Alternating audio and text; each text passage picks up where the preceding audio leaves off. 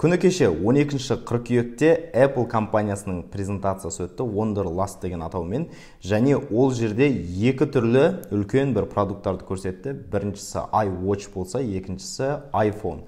iWatch-қа келетін болсақ, әрине, біз бұл жерде бүгін мен iPhone туралы көбірек айтқым келіп тұр. iWatch-тың жаңа ерекшеліктеріне келетін болсақ, біріншіден ең жоғарғы версиясында күнделікті, яғни зарядын ұстау уақыты ұзарған, ол біріншіден, екіншіден бұрынғы кожаный ремешок дегендер жоқ, ол екіншіден, және үшіншіден мынандай бір жест пайда болды, яғни осы жест арқылы әртүрлі қызметтерді орындауға болады. Мына жерде примерно видеосын салып қоямыз.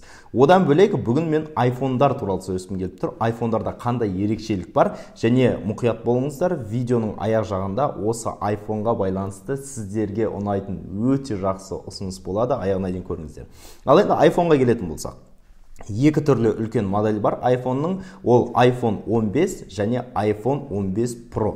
Және iPhone 15-тің өзі iPhone 15 және iPhone 15 Plus болып шықса, iPhone 15 Pro ол iPhone 15 Pro және iPhone 15 Pro Max деген екі түрлі версиясымен шығады. Әрқайсысына тоқталайық, қандай ерекшеліктер бар, қандай бұрынғы iPhone-мен салыстырғанда. Мұна мысалы менің қолымда iPhone 14 Pro тұр. Осымен салыстырғанда қандай ерекшеліктер бар, соны көрейік. Барлық iPhone-дарда бар ерекшелік, мұна бір бұрын Lightning деген кабель болса, осы жолы енді Lightning кабельдің орнына Type-C кабель болады. Яғни бұрын сіздердің Android кез келген телефонды зарядтайтын мынандай Type-C разъемдар барлығы енді iPhone-ға жұмыс жасайтын болады. Неге ондай шешімге келді десек, бұрын енді түсінікті да, Apple сол Lightning-ді сату арқылы ақша табатын, қазір енді сата алмайды.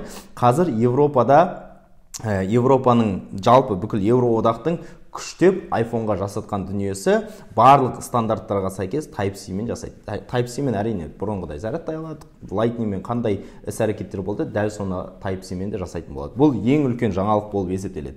Сонымен қатар жеке-жеке екі iPhone-ға тоқталайық. Біріншісі iPhone 15 және iPhone 15 Plus-та қандай ерекшелік бар. Байқаған боларсыздар, суреттерден жаңа түс қосылды, розовый, яғни күлгін деймін қазақша.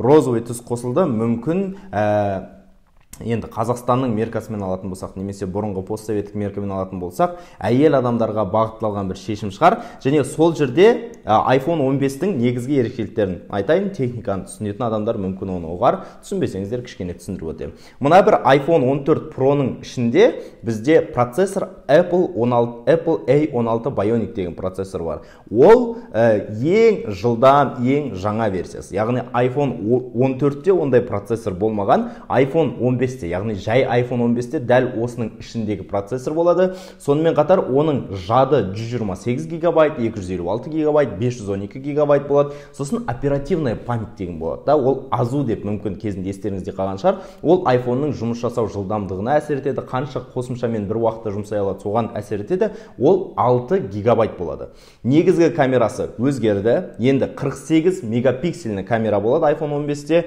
және екінші камерада широкоугольный дейді, яғни бүкіл бұрыштардың барлығын алатын, ол камера тоже қосылады. Экраны енді мүмкін қызық болады шығар, бірақ маған мысалы экраннан бір қатты ерекшеліктер байқамаймын. Әртүрлі iPhone-дардан 6-да 2, 6-да 7 дюйм болады. Батареясы 3877 мегаампер час дейді, ол ұзаққа жетеді, в общем, солай айта берейік та.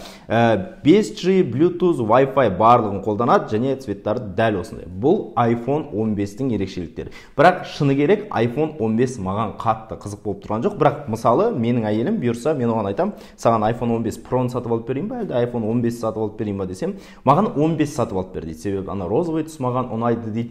Демек біз Apple-дың маркетингі кішігірім болса да жұмыс жасап жатқанын көреміз. Мысалы менің әйелім 15 Pro-дан гөрі өзінің телефонын енді 15-ке ауыстырғысы келіп жатыр. Ал мен бұйырса iPhone 15 Pro және 15 Pro Max туралы сөйлескім келіп тұр. Мен өзіме мүмкін сол телефонды ауыстыратын шығармын. Ол жерде жаңа процессор, яғни жаңа Apple A16 Bionic болса, осы жолы Apple A17 Bionic процессор болады. Бұл жерде жады кішкене үлкенірек, 256, 512 және 1024 гигабайт, яғни 1 терабайтқа дейін барады. Бұл жерде оперативті жады кішкене өзгертілген, және негізгі камерасы тағы да 48 мегапиксель, бірақ бұл жерде мынандай 3 камерасы болады да. Экраны тағы да басқасы, ол туралы толықтай тоқталмасақ болады.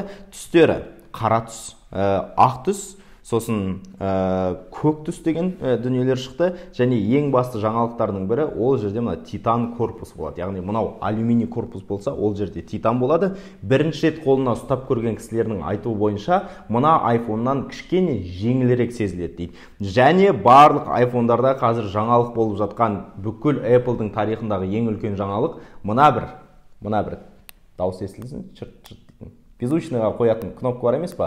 Енді осы бұлай қозғалатын болмайды, ол жай ғана кнопка болады, және бұл кнопкаға біз әртүрлі командаларды берсек болады. iPhone негізгі жаңалықтар осындай, және бұл жаңалықтарға қарайтын болсақ, қатты бір керемет өзгерістер жоқ.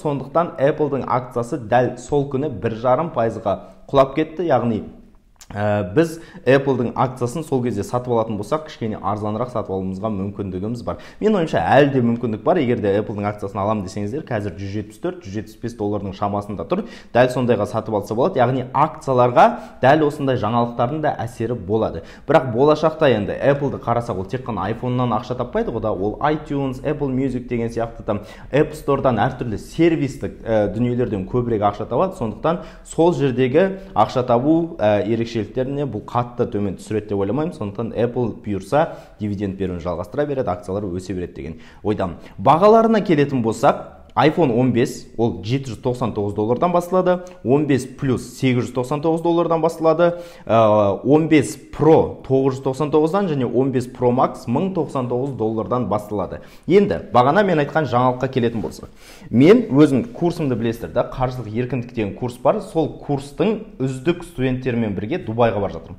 Олардың 7 студентті таңдап алдық. Олардың бүкіл жолын, сол жерде қонақ үйін барлығын мен өзім төлеймін, себебі үздік қой, енді олар сол үздіктерді қыдыртып апара жатырмыз.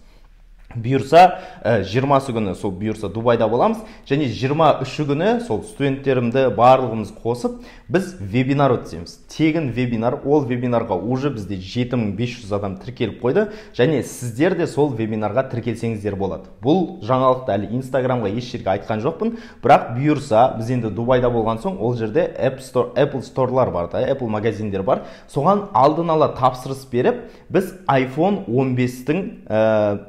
15-ті қолға түсірсек деген ниетіміз бар. Әлі 100% емес, ол жерден алатымыз, мүмкін очередьте күтіп, бізге қалатыны белгісіз, бірақ біз осы жерде команда болып барын жасаймыз, ең алғашқы болып iPhone 15-ті қолға түсіруге тырысамыз. Егер де iPhone 15 қолымызға түссе, онда сол вебинар кезінде, курсты сатып алғандарға ма, сатқандарға белгісіз, бірақ вебинар кезінде сол iPhone-ды біз ойнатамыз. Яғни вебинарды көрген кісілердің біреуіне сол iPhone-ды береміз. Сондықтан егер де сіздер акция, облигация, инвестиция, пассивті кіріс тақырыптары сіздерге қызық болса, онда сол вебинарға тіркеліңіздер. Сіздерге өте жақсы ақпарат болады. Менің қаржылық еркіндік курсымның келесі потогына тіркелу ашылады, және де iPhone 15-ті алуға мүмкіншіліктер болады. Әрине, ол басқа бонустармен қосқанда сондай болады. Сондай, егер де вебинарға тіркелгіңіз келсе, не істейсіз? Менің еркін тд деген Instagram парақшам бар. Соған кіріңіздер. Instagram парақшамы өткеннен кейін менің профилімде сілтеме тұр, WhatsApp группаның сілтемесі. Соған өтіп қосылып қойыңыздар, жетеді. Сіздің номеріңіз барлығы бізде тіркеледі. Ары қарай вебинарға сіз қатысушы болып есептелесіз. Сонымен вебинарда кездескенше мына видеоны поделиться деп туысқандарыңыздың группасына таратыңыз. Олар да пайдалы ақпараттар алсын, мүмкін жаңағындай ұтып алу мүмкіншіліктеріне ие болар. Осы видеоның астына күшті комментариялар жазыңыздар. Мысалы, iPhone-ның қандайын ұстайсыздар, қай жері ұнайды, қай жері ұнамайды, Android ұстасаңыздар, неге Android ұстап жүрсіздер, сол әртүрлі ойларыңыз жазыңыздар, көрейін. Келесі видеоларда кездескенше, ал енді бұйырса келесі видео мен Дубайда жүргенде шығып қалар. Сол жерден мүмкін түсіріп салармыз. Сондықтан сол жерде кездескенше сау болыңыздар. Видеоға лайк басуды ұмытпаңыздар.